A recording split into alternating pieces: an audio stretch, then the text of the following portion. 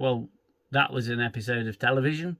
Hello there and welcome to the video. So, just got done watching Star Trek Discovery, Season 5, Episode 5. We're halfway through this final season of Discovery, and I'm sort of left wondering, is there a point to all of this? Where's it going? Because this episode was more Fifi's in space. It was just feelings in space. It was a really clunky kind of filler episode. I will give you a basic rundown of what happens in the episode. So Discovery is still on the tail of Locke and Maul. Not Maul. Maul. It opens with a personal log from Booker, and he's like, oh, I like family, and I think that Maul is the last member of my family, and hopefully I can, connect with her, and it would be really good if I could, turn her around and make good on my my promise to that I didn't make a promise. What am I talking about? I don't know. I don't know what's going on. But makes his personal log. He goes to the bridge, and Discovery finds for lack of a better description, a pulsating sphincter wormhole in space. It was caused by the burn, or has been around since the burn. They realise Locke and Maul must be hiding in there. It's something that didn't show up on sensors, but they did something to, make it show up on sensors. And Burnham says, I'm going to go in there. Book's going to come with me because I am Michael Burnham, Space Jesus, and I am the bestest ever, and I'm going in. First Officer Cuck says, can I have a word with you for a moment? They go off for a little chat where he tells her, you're the captain. You can't go on away missions. This is ridiculous. Let me go. And she goes, I'm Space Jesus. It doesn't matter if I'm the captain. I'm making a tactical decision by going because, this show's about me. I have to be the one to go. I can't give anyone else any kind of responsibility, although I will at the end of the episode, just to say I'm fair. But no, I have to be the one to go, and you have to stay here and command Discovery. And he goes, I don't know whether I'm ready for that. I don't know whether I can ever meet your greatness. Your Highness! Your Highness! I don't believe I can actually be as awesome as you. Even though a few episodes ago, I was a captain for 30 fucking years, I don't think I can do as well as Space Jesus. Oh, how great you are. I bow before your amazingness, dear Space Jesus Burnham. Fuck, I'm only a few minutes in and I'm already so angry. Anyway, she goes on the away mission because of course she does. Raina stays behind and gets awkward with the crew and all of that crap that we've seen before. So Burnham and Book go into this space sphincter, rectum, thingamajig, and, well, they find Locke and Maul's ship, and it's in two pieces. But they also find a little surprise waiting for them in this interdimensional wormhole space rift sphincter thing. They find the ISS Convenience Enterprise. ISS Enterprise. Sorry about that. It's from the mirror universe. One of those Star Trek facets that nutrek has to focus on. You've got Section 31, you've got the parallel universe, you've got the Borg. They love fixating on the Borg, especially in Picard. It's Borg this, Borg that. Fixations. They pick one element of Star Trek and just focus on it. It's absolutely ridiculous. So they find the ISS Enterprise. It's a relic, and it's been floating in this interdimensional space rectum for God knows how many centuries, and it's still got power. What cracks me up is this thing's pulsating. It's opening and closing. That's why I call it a sphincter, because essentially it is a space sphincter. And I just think, wow. At some point, a light's going to shine out of that space sphincter. And yeah, it's going to be Burnham coming through. And lo and behold, that does happen a little bit later on. Anyway, I digress. They've entered the space sphincter and they've boarded the ISS Enterprise. Not the decent ISS Enterprise, the nutrek ISS Enterprise. And clearly they needed just to borrow the set from Strange New Worlds, redress it, and just do that because budget and everything, I suppose. And Star Trek's done that before. I'm not going to focus too heavily on that, but I'm thinking, come on guys, you got a bigger budget, why don't you just stretch a little bit? So they track down Mol and Locke on this ship. They have a bit of a fight. Mol and Locke have the clue, and it's this little vial of liquid with the clue, with the bit of the puzzle that they've got to use. Book says to Mol, I think you're an awesome person. You can be awesome again.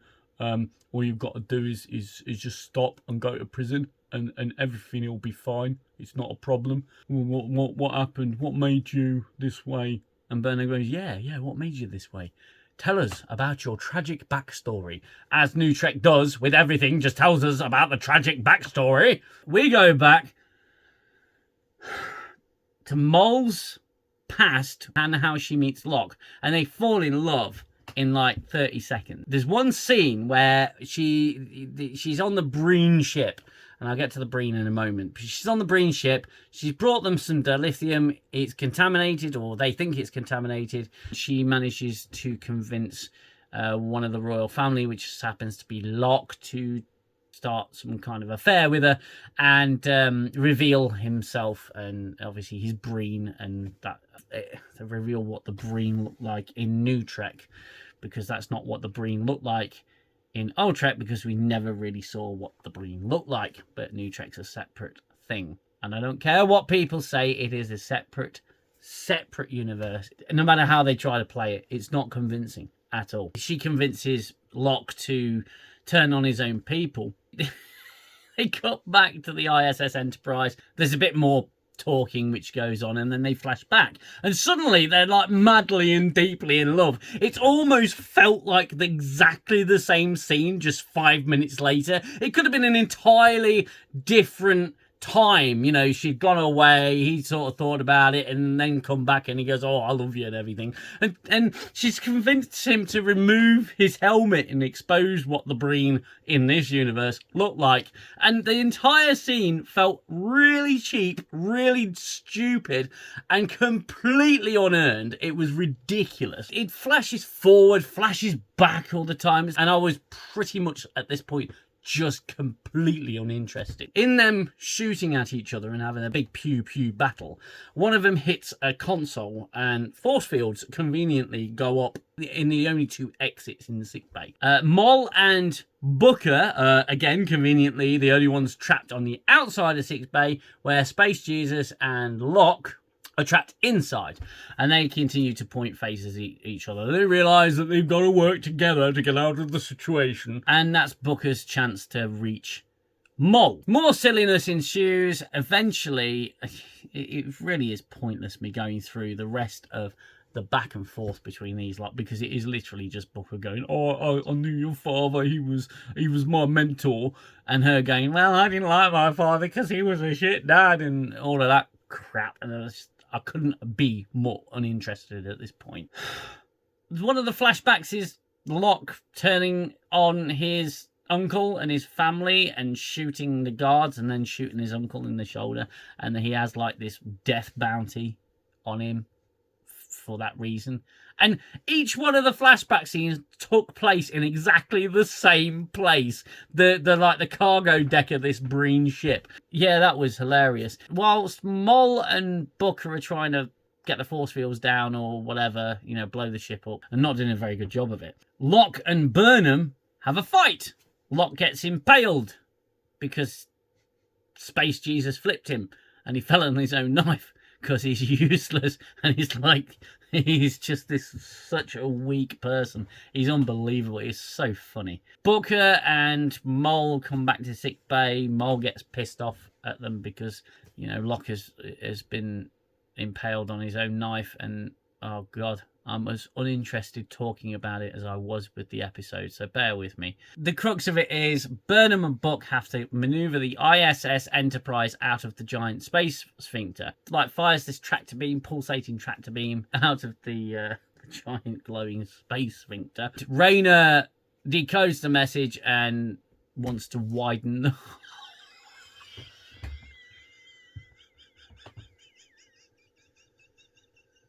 They have to widen the hole so the ISS Enterprise can go out the giant space sphincter. I'm sorry, this is really immature. I'm sorry. I just thought, come on. So Rayner has to bribe the crew with a barrel of bullshit to hear all their suggestions, and the one suggestion that wins it, which is like fire some torpedoes at the giant space sphincter, but use them to blow it open or to widen it. Rayner just says, you know what, you all had such good suggestions. Why don't we share the barrel around everywhere because you're all awesome. Burnham and Book pilot the ISS Enterprise out of the giant space sphincter, and the episode ends with Burnham telling Rayner that she's awesome, and Rayner going, yeah, you are awesome, but the captain's chair is for the captain. I don't want it. You're amazing. I don't want to ever be a captain again because I just pale in comparison to your awesomeness, your fucking highness. Culber's got some fifis he needs to get out to Tilly. Burnham's got the Jesus juice, and that needs to be analysed. They got another part of the clue. Burnham lets Detmer and Owo pilot the ISS Convenience back to Starfleet headquarters. The episode sort of comes to an end, and if you were bored at any point during my explanation of the episode, I'm pretty much telling you what happened, so you're as bored as I was watching it. Absolutely unreal. So in summary, yeah, the Discovery finds a giant space asshole, enters it, and comes out with a ship from the mirror universe. And I'm trying to get my head around how this happened. And one line I'm sure Booker says was so fucking moronic, I couldn't actually fathom. It blew me away. It was so moronic. He goes, what's a ship from a parallel universe doing in an interdimensional rift wormhole?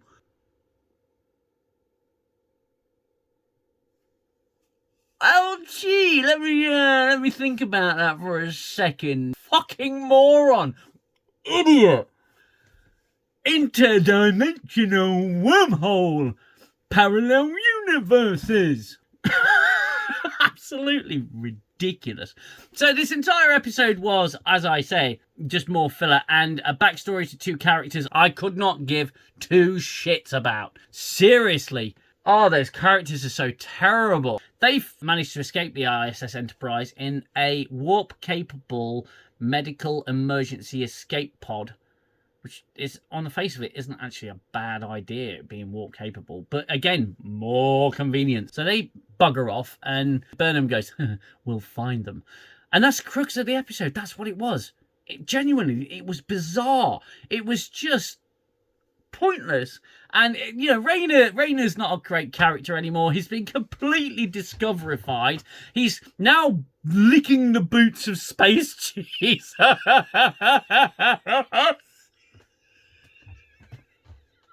Started the fucking season as this badass fucking bastard, you know, and now he's just like, may I lap up any more of your dirty boots? It's so infuriating. He was a great character, and he's just been ruined. At one point, Burnham says something about, the Federation is all about second chances. I thought, well, you fucking know that, wouldn't you, Space Jesus? Absolute palaver. I feel this with a lot of Discovery episodes, really. Genuinely feel like I've lost time. Like I'm losing time. Oh, it was so infuriating. It was excruciating. So yeah, that's the episode. It was just unreal. Now, this is my reaction to that episode. Having just seen it, this is the format of my reviews. This is what I do. I watch the episode, get straight on camera, and tell you what I thought of it.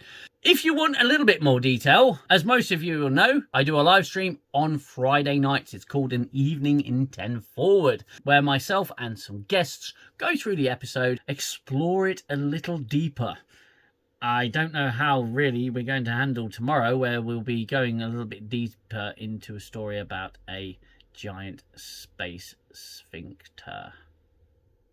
That's going to be awkward. Or funny. One of the two. So I do hope you'll join me for that. I will schedule the stream. It's going to be at 10 p.m. British time. I do hope you'll come and join us. For this review, that's about it. That's really all I've got. Discovery meets a giant space sphincter and pulls a ship straight out of it. There you go. Once again, if you did like this video, then please hit that like button. And if you like the channel, like what I do, hit that subscribe button. Until the next video, or until the live stream, whichever one you catch first, that's all from me. You look after yourselves. Look after one another. Stay away from giant space sphincters. I'll see you in the next video. Ta-ta for now. I need the silence, stop the violence of the war in my head. Time's the healer, the eraser of all done and said. And as I fall back to my shelter, I know I'll only find peace in your smile. I'll only find peace in